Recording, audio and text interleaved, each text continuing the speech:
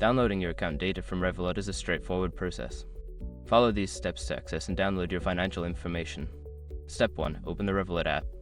Launch the Revolut app on your mobile device. Ensure you are logged into your account with your credentials.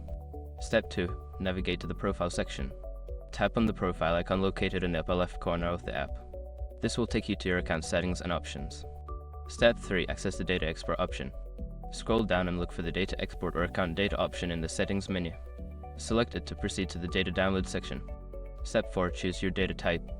You will see various options for the type of data you can download, such as transaction history, statements, or account summaries. Select the type of data you wish to download. Step 5. Download your data. After selecting the data type, follow the prompts to initiate the download.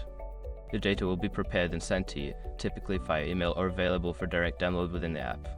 Once you have completed these steps, you will have successfully downloaded your account data from Revolut. Make sure to check your email or the app for the downloaded file.